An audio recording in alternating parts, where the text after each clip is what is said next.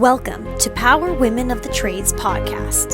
This show is all about breaking barriers and changing the game. Our guests will feature some of today's most successful female entrepreneurs and other advocates of our industry as well. Because if there's one thing we know for sure, female-led entrepreneurship drives change on multiple levels. We want to empower women in the trade industry like you so you can maximize your potential, stay balanced, achieve long-term success, and claim ownership over your life. Let's get started.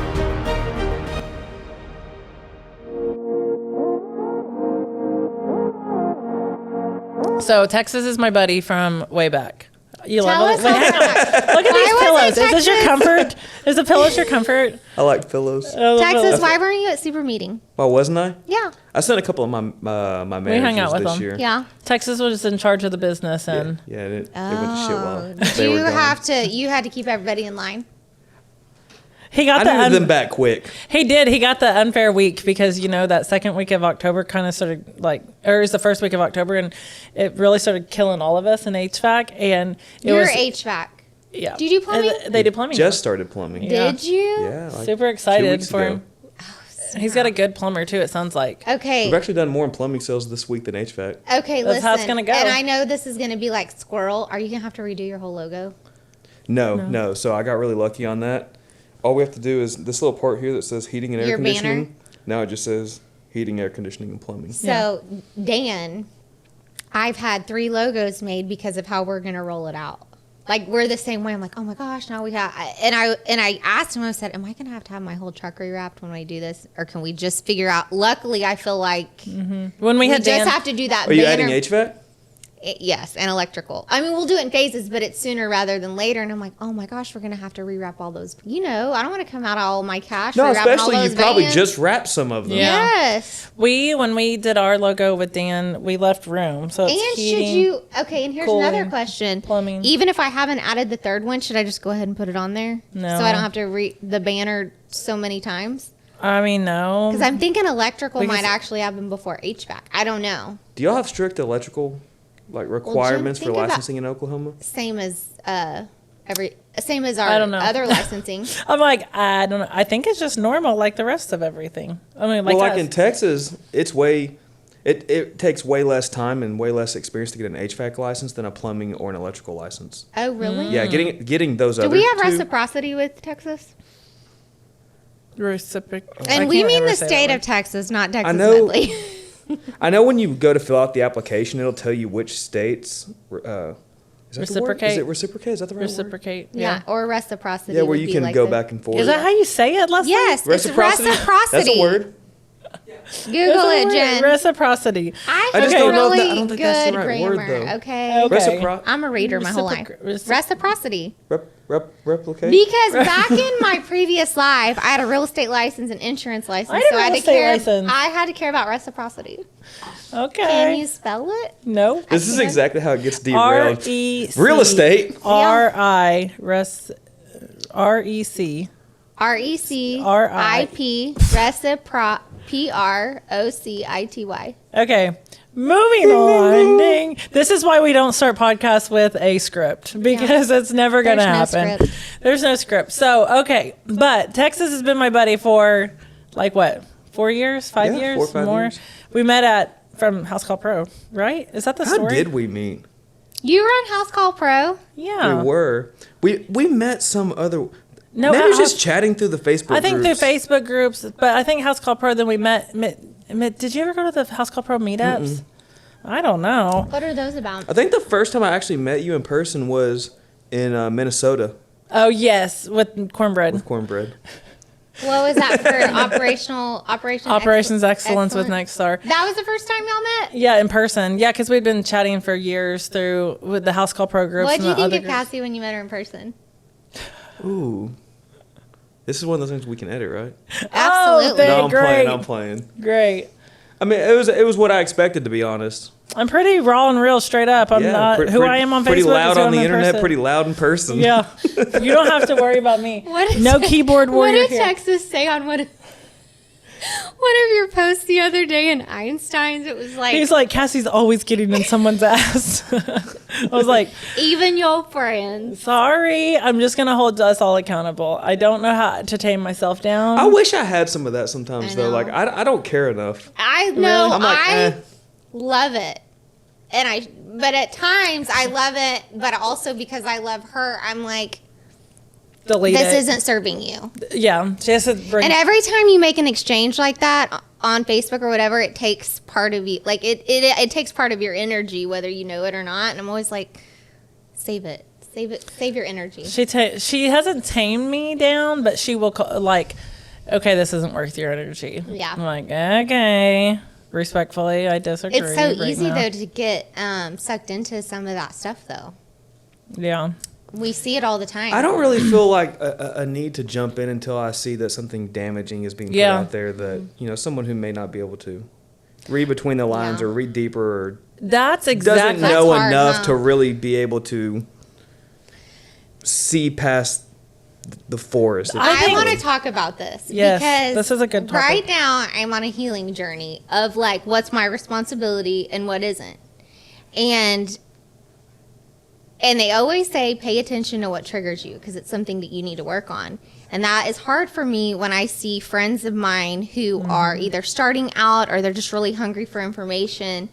And we know that the loudest people aren't maybe always the best people to follow, but they're always they're always posting, they're always giving information. They're and always- those and our friends who may not know that there's always kind of an agenda behind that.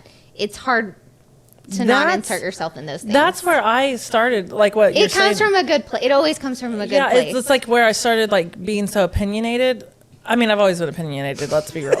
Last But night we were at getting, dinner like, frustrated. and Cassie was describing. What did you say about Haley? The way you described her. She's loud, You said she's busy and mouthy. busy, At and mouthy. dinner, we were having dinner, the four of us. She get it from her mom. And I was like, I wonder who else is busy and mouthy. I was like, I have absolutely no clue what you're talking It was about. like but such a full circle moment. she, but that's exactly why. Like, how many times have we seen, and especially like think about through the past 5 Busy years, and mouthy. who we became friends with through one of these social media groups, and they're just not here anymore in the industry anymore because they followed something dangerous on social media. That's what freaks me out. I've seen too many of our like previous friends that just like disappear because they followed the bullshit. And there's a lot of it out there. And it's so hard because, last week before last, we were at Super Meeting. This is constantly on my mind. And I think it's constantly on my mind because of probably the past year of my life. But like what nobody's ever talking about is the mental health of us. Mm-hmm. And I love this topic. I know but it's so true. And everyone we talk to, I totally lost my train of thought, by the way. What were Would we you talking like to about? lay back down on the Speaking couch of mental for the health. health? How do you feel? I mean, What was the first part of that? the mental health of No, our friends. Oh, it was the silver bullet. How we're always. searching? It's like it's natural for us to gravitate toward people who are posturing in a way that they have it all together because so many of us as owners are hurting, we're stressed, we're trying to figure out, we're carrying this huge burden. And whether we like it or not, we're attracted to this fix like that we want to believe. So it's not surprising that people buy into that. So, with talking about mental health, I think what happens is that people start subscribing to there's a silver bullet, and how We're attracted to that. and so we're just like, oh, that's my get rich quick scheme. And then I think that's what happens is these people start jumping in and they're like, I believe it, I believe it, I believe it. And then Because so they much fall of off. what we see is just perception and no like substance. what do you think has been the best for you to just grow? Definitely getting out of your own head. I don't know what everybody else's journey and experience was like, but had I known, and I tell my people this, had I known how difficult it would really be, I would not have done it. Yeah. Like now, That's real now talk. that I've done it, it's nice, and I'll continue to do it. Mm-hmm. But had I know what I was in for, if I could see the next, 24, 36 months into my future from that time, because I started my business when I was like 25. Mm-hmm. If I'd have realized that... You're just a baby. Just How old are you? Just turned 33 last week. Oh, dang. Man, you really are just a baby. So had I known, basically some of my prime years were going to be devoted to growing a business, waking up at 6, 7 in the morning and coming home at not having any money, 11, 12. Chasing everything. But everyone thinks you have money. That didn't happen to me. You didn't have to struggle? Not financially. Well, that's good. I never experienced that part of it. You never struggled financially in your business? Once I started my business, no. Well, snap. But it was because I was working my ass off. Yeah. I mean, because you were working 3 full-time jobs. Because you knew your hourly rate. It wasn't because I was super intelligent. I think most of the time it happens is because if you didn't struggle financially, it's because you were working 3 or 4 full-time jobs. You were literally working all day and night. Or you struggled because you went ahead and hired the people and you couldn't afford them. I mean, I was broke as fuck before that. Right. Yeah. It's crazy to me because this conversation, that specific topic of like, would you do it all over again? I had someone ask me. I love that you just said you probably wouldn't, because I can tell you in my head, Brent and I think that there has been these crazy seasons in our business. You compound that being married to your business partner. And I'm like, would I do this again? And I'm just glad you were honest. I don't think I would. Right. If I could go back to that time and say, okay, this is what the next 2 or 3 years look like. Are you willing to endure that? I'm pretty confident that myself in that moment would say, nah, that shit ain't What do for you me. think it is, though? Like, I can tell you what I think. I know why I wouldn't do it. What is it for you? Why I wouldn't go through that again? It wasn't worth it. Like the mental, like the anguish and the stress. The stress, the missing out on family events, missing out on working 20 hours a day. Literally, sometimes physical pain, mental pain. I had someone the stress recently from your family, ask why me, aren't you here for this? And I can't be there because we're busy. And then you don't have kids right now, but for like us, we have kids, and we struggled because we couldn't vacation until like the last couple of years. We only vacationed the week after Christmas. I can't even imagine one day when my kids, they'll be sitting, they're already in therapy because we start mental health early at our house, but how good for you. The business, they'll talk about it, because I know what they say in the car, which they're really funny in their perspective, is anytime we see a competitor billboard or someone else, they're like, oh, we don't like them. We don't like them. I'm like, no, we like them. They're going through the same thing that we do, because they overhear us talking. And they overhear the personal part of the anguish, because that's what Brent and I tend to talk about at home. Is it's really not like the numbers anymore. I or the really data. think It's the personal criticism and judgment. Like, I don't think my kids, of 6 kids, I have 1 that would be interested in like, not the business, but like running a business. I think all the rest of my kids, and Haley's too young to make that decision. I think the rest of my kids have seen too much. And it's just like... Do you think that outwardly facing to your people, to your family, to your kids, do you think that you try to make things look better than they are to them, or that you try to make things look more difficult than they are, or are you pretty good about just keeping it and sharing it like it is? So I like that question specifically because we were talking about this a little bit earlier. I am who I am. I'm going to tell you what I feel, and whether in a text message, a voicemail, in person, or on the Facebook, right? I'm going to say what I say, and I just don't water myself down. I'm not a keyboard warrior. I'm not whatever. And I have tried to be super transparent with our team about the struggles, the frustrations, all of it. And for a little bit, I think it was misinterpreted by some people thinking that I was trying to discourage them from potentially going out on their own. And that was the furthest thing from the truth. If you want to go out on your own, go do it. Okay. But I am telling you, I can get emotional about it. This is the hardest thing I've ever done in my life. And when you said, I don't know if I would redo it, it literally in the back of my head was like, that's the one thing I haven't ever had the balls to say.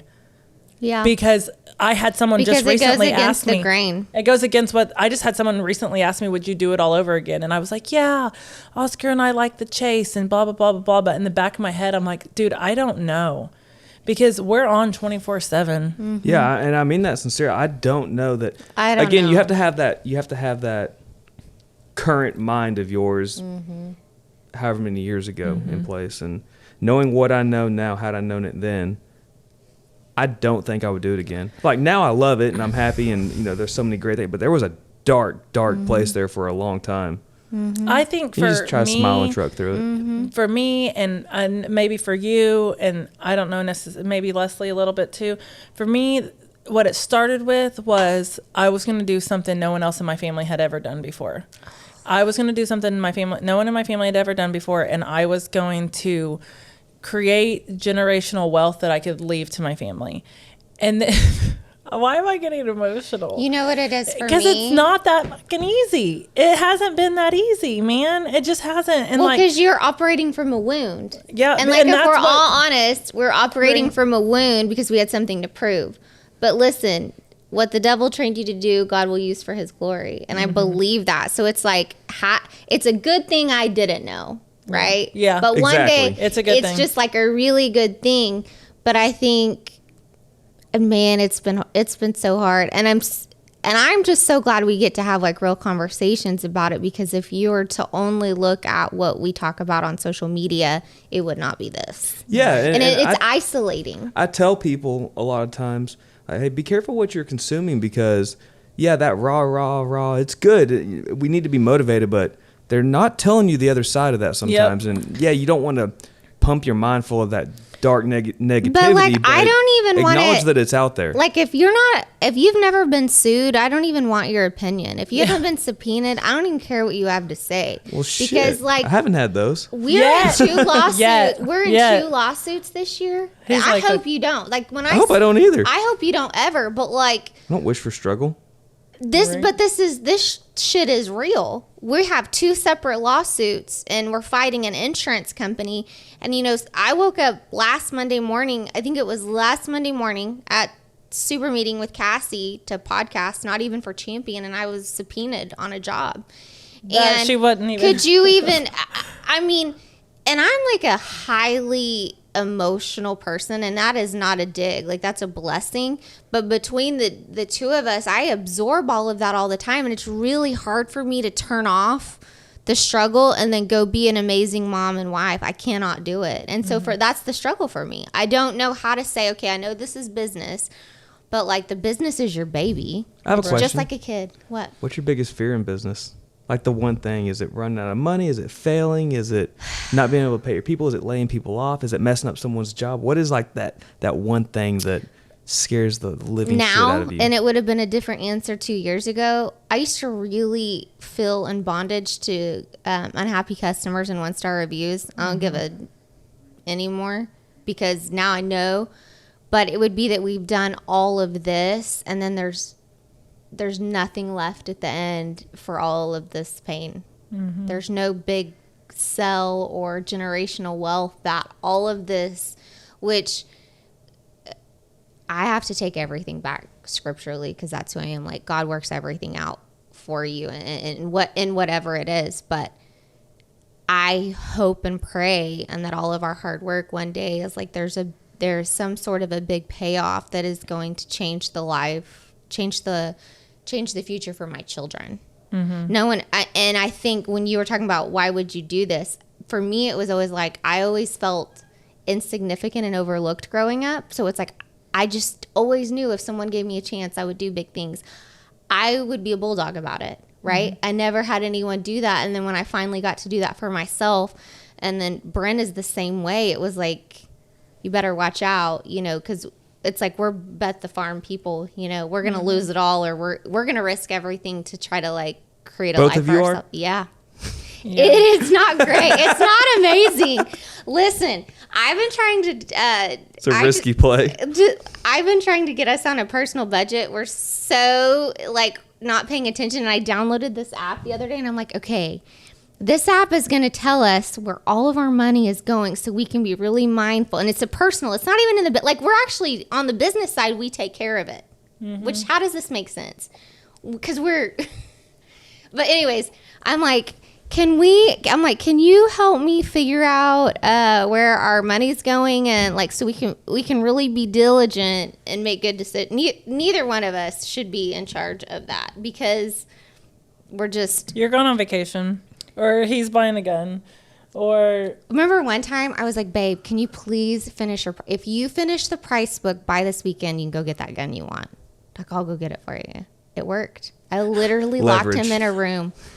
And he finished it. He wrote out every task. I'm talking about he wrote out 3 options for every task, like from the top to the bottom of the bathroom, kitchen. What is, since you probably wouldn't have redone it, or do this again. What do you think the reason you stuck around? Oh, I know what that is. Mm-hmm. It's twofold. One is I absolutely hate failing at anything. It drives me fucking bonkers. I cannot stand to fail at anything. But that isn't even the real reason, because there were times where I could have just said, you know what, I don't care, I failed, whatever. It was because the people that I had hired early on meant a lot to me on a very personal level, and so I wouldn't fail them. It wasn't because I cared about failing myself in that moment. I could care less at that time. It was because I'd hired my dad. I'd hired JD Cornbread, my best friend since 7th grade. Shout out Cornbread. Yeah, what's up, Cornbread? I haven't met Cornbread, but I want to. He's the whole thing. The whole vibe. You and Cornbread need to come back later between 5 and 7 tonight. I'll see if I can get him up here. Yeah. I won't be here. I'll be headed back to Oklahoma. I'll see if I can get him up. We'll see. He's on vacation this week. So you didn't want to fail them, and then you just didn't want to fail in general. Well, yeah, it certainly starts with not wanting to fail in general. But I mean, I'm talking about Cornbread's wife was 8 months pregnant. He quit his job to come work for me. Yeah. And so now I feel this that sense of. That probably made you work even harder. Exactly. It was like, Cornbread's fine, but his wife is pregnant. And we make sure they're okay. So imagine this. You're telling your 8-month pregnant wife you're about to quit your job and go work with your best friend who's starting a business and when you see Cornbread, has a very low success or a very low probability of succeeding. And when you see and his wife is probably like, okay, I've seen you in Texas together, so this is going to be dumb and dumber. Exactly. She saw you at y'all's worst. Precisely. Yes. Yeah, so she's literally, and then, but since then, I think Cornbread's had a lot of kids, so you've been having to carry that for a minute. This is job security for Cornbread. How many kids does Cornbread What's he have? say? He says 6, 3, 2, and new. 6, 3. How old are your kids? He said 6, 3, 2, and new.